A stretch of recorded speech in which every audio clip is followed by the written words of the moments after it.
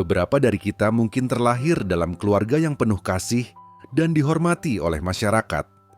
Namun, ada juga yang terlahir dari hubungan yang dianggap tidak sesuai dengan norma sosial dan seringkali diberi label negatif, seperti anak haram.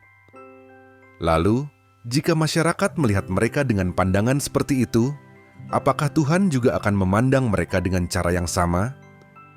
Apakah Tuhan akan menolak mereka hanya karena mereka dilahirkan dalam kondisi yang dianggap salah oleh manusia?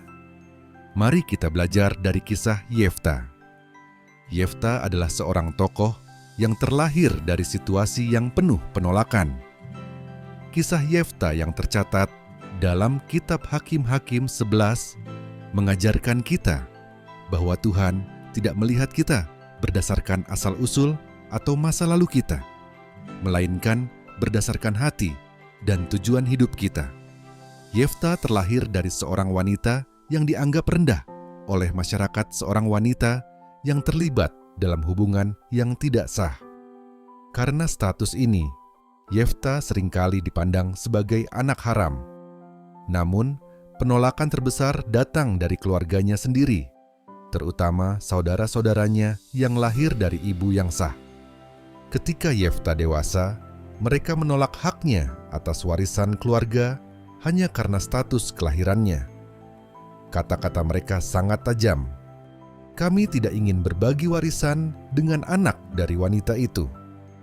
Namun, masalah warisan bukanlah satu-satunya alasan mereka menolak Yefta.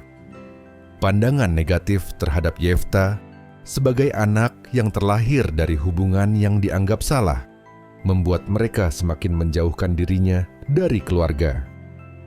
Bagi mereka, Yefta adalah simbol aib keluarga yang tak bisa diterima.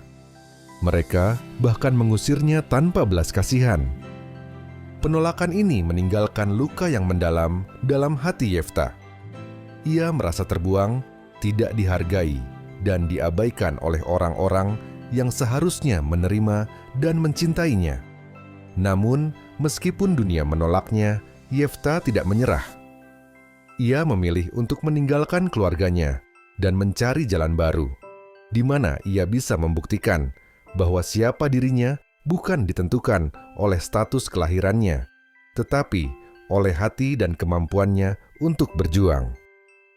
Yefta akhirnya menemukan kelompok orang-orang terbuang yang dipandang rendah oleh masyarakat, dan di tengah mereka, Yefta menemukan kesempatan untuk memulai kehidupan baru. Bukan hanya bertahan hidup, ia berkembang menjadi seorang pemimpin yang kuat. Dengan keberanian dan kecerdasan, Yefta membuktikan bahwa ia lebih dari sekadar label yang diberikan kepadanya. Ia memperoleh rasa hormat dari orang-orang di sekitarnya yang melihat kemampuannya sebagai pemimpin, bukan dari asal-usulnya. Kehidupan Yefta berubah ketika bangsa Israel terancam oleh serangan bangsa Amon. Para pemimpin Israel yang sedang kebingungan akhirnya teringat akan Yefta. Meskipun ia dilahirkan dari hubungan yang dianggap hina, mereka tahu bahwa Yefta adalah satu-satunya yang mampu mengalahkan musuh dan menyelamatkan bangsa mereka. Mereka datang kepadanya dan memohon, "Yefta, pimpin kami. Kami membutuhkanmu. Hanya engkau yang bisa menyelamatkan kami." Dengan berat hati, Yefta menerima permintaan itu. Meski ia dihancurkan oleh penolakan masa lalunya, ia tahu ini adalah kesempatan untuk membuktikan dirinya bukan hanya sebagai pemimpin, tetapi sebagai seseorang yang lebih besar dari label yang pernah melekat padanya. Dengan penuh keberanian, Yefta memimpin bangsa Israel menuju kemenangan. Dengan bantuan Tuhan, Yefta memimpin pasukan Israel mengalahkan bangsa Amon. Kemenangan ini bukan hanya kemenangan dalam perang, tetapi juga kemenangan atas segala penolakan dan pandangan negatif yang selama ini melekat padanya.